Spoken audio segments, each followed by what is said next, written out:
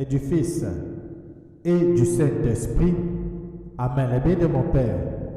Bonjour. Progressivement, nous allons à la fin de cette semaine de méditation et aujourd'hui, nous avons deux textes pour notre méditation.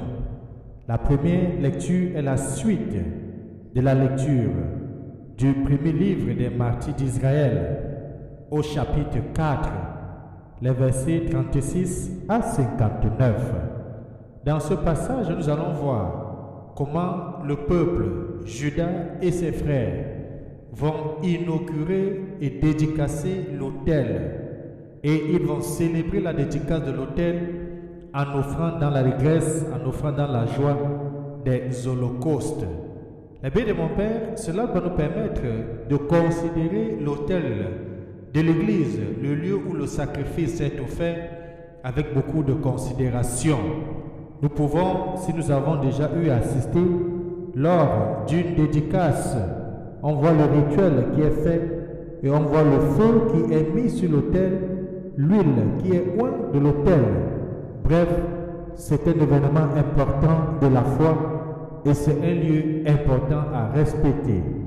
Et, le bien de mon Père, ensuite, nous allons écouter l'évangile de Jésus-Christ selon Saint Luc au chapitre 19, les versets 45 à 48, dans lequel le Seigneur Jésus-Christ va reprocher au peuple d'avoir transformé la maison de Dieu en a fait une caverne de bandits.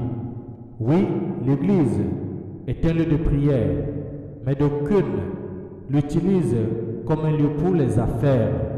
Tournons nos sens à l'intérieur. Apprêtons les différents textes de méditation d'aujourd'hui à chacun et à chacune. Bienvenue.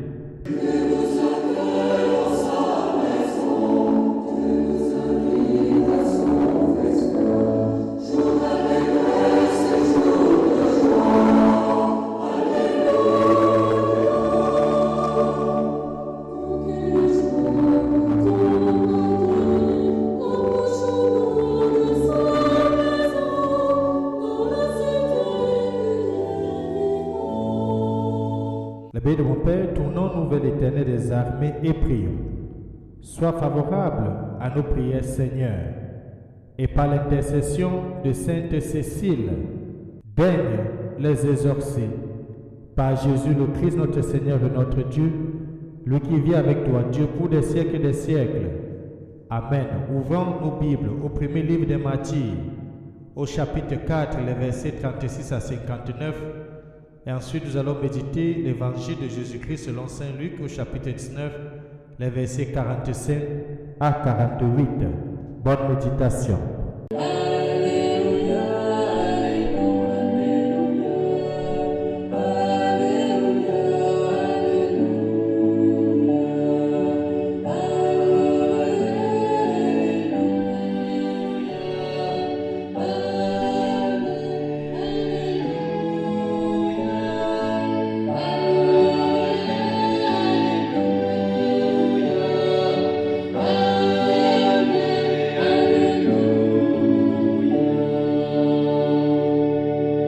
Évangile de Jésus-Christ selon Saint Luc, au chapitre 19, les versets 45 à 48. En ce temps-là, entré dans le temple, Jésus se mit à en expulser les vendeurs. Il a déclaré, « Il est écrit, ma maison sera une maison de prière. Or, vous en avez fait une caverne de bandits. » Et il était chaque jour dans le temple pour enseigner. Les grands prêtres et les scribes, ainsi que les notables, cherchaient à le faire mourir. Mais ils ne trouvaient pas ce qu'ils pourraient faire. En effet, le peuple tout entier, suspendu à ses lèvres, l'écoutait. Acclamons la parole de Dieu. Louange à toi, Seigneur Jésus-Christ. De la maison de Dieu, vous avez fait une caverne de bandits. Eh bien, de mon Père, c'est le reproche que notre Seigneur Jésus-Christ fait ce matin à l'égard de certains qui transforment la maison de Dieu en un autre lieu. J'ai l'habitude de dire, le bien de mon Père, l'église est le lieu de prière. L'église est le lieu de rencontre. L'église est l'organisation. L'église est le lieu d'expérimenter, de vivre l'évangile par excellence. L'église n'est pas un parti politique. L'église n'est pas un syndicat. L'église n'est pas le regroupement de petits copains, de petits amis. L'église n'est pas un lieu de privation des uns et des autres. Il faut noter qu'il existe deux choses importantes.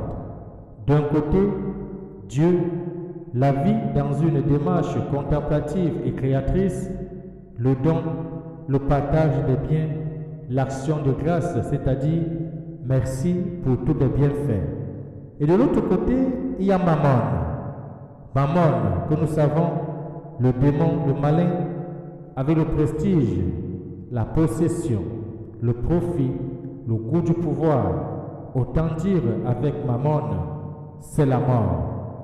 Alors, les bénis de mon Père, comment nous pouvons être certains de choisir clairement? Comment échapper à cette sournoise confusion qui s'entremêle dans le quotidien les termes de cette unique alternative, de ces temples de l'esprit que nous sommes? Comment chasser les marchands? Oui, le bien de mon Père, Jésus-Christ dans le temple chasse littéralement les marchands. Et les marchands ne sont pas seulement à l'extérieur. Les marchands sont aussi à l'intérieur de nous.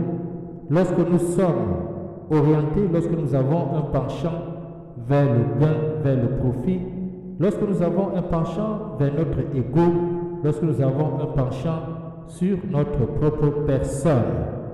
Oui, comment est-ce que nous pouvons faire de nettoyer notre église, de notre temple, de ces marchands qui sont là tous les jours, tous les temps, pour tirer profit personnel, tirer profit familial, tirer profit pour des intérêts inavoués, que de servir l'Église, que de construire le royaume de Dieu et de conduire le peuple de Dieu. Mais ces questions inquiètes ne sont-elles pas justement l'indice que notre Seigneur Jésus-Christ, lui le Christ, est à l'œuvre par ce pouvoir qui lui appartient, le pouvoir qui lui appartient à lui seul de rétablir une capacité de prière en ceux et celles qui se savent habités par son esprit. C'est en d'autres termes, les bénis de mon Père, se laisser conduire par le Christ en tout temps, en toutes circonstances, en toutes situations. C'est d'engendrer et de générer au milieu de nous des chrétiens qui ne sont pas seulement des disciples, mais qui sont des disciples missionnaires. C'est de transmettre la foi, de manière que chaque jour, les bénis de mon Père, nous vivons l'évangile dans nos faits et gestes, dans notre agir, que la foi soit une foi agissante, que notre foi soit une foi vivante, que notre foi soit une foi qui porte les fruits, lesquels fruits sont visibles autour de nous. Cela est fondamental de choisir où on se trouve et d'agir en conséquence. Dans son combat contre tout ce qui aliène, dans son combat, dans tout ce qui brise l'être humain, notre Seigneur Jésus-Christ ne saurait supporter que le temple devienne une caverne de bandits. Jusqu'il ne saurait accepter que son Église soit prise en otage par des personnes, par des individus, par des faits et gestes qui ne mettent pas la foi au cœur de la vie chrétienne. Oui, le Seigneur habite au plus intime de chaque personne. Le Seigneur habite en toi et Saint Paul va dire, ne savons-nous pas que notre corps est le temple de l'Esprit Saint et qui par de l'Esprit Saint parle d'une personne de la Trinité, et nous connaissons la communion parfaite qu'il y a entre le Père, le Fils et l'Esprit Saint, les trois personnes de la Trinité. Le Christ est donc à l'intime de nous-mêmes. Le Christ est à l'intérieur de nous-mêmes. Le Christ est dans la profondeur de notre cœur, de notre esprit. Et toutes et tous, chacun et chacune, nous sommes appelés à vivre de la sainteté, cette sainteté qui vient de Dieu, cette sainteté même de Dieu. Et vous, la sainteté, le bien de mon Père, c'est toujours s'ouvrir à Dieu, savoir que nous sommes rien sans lui, savoir que nous n'allons rien devenir sans lui, savoir que lui seul est maître, lui seul est Seigneur, lui seul est Sauveur. Et que le Tout-Puissant augmente en nous la foi, qu'il nous fortifie et nous fasse cheminer vers le bon chemin et de transformer les bandits qui au fond de nous les bandits de notre milieu à des vrais adorateurs du Christ. Et que le Tout-Puissant nous bénisse et nous garde, lui qui est Père, Fils et Saint-Esprit. Amen. Bonne journée.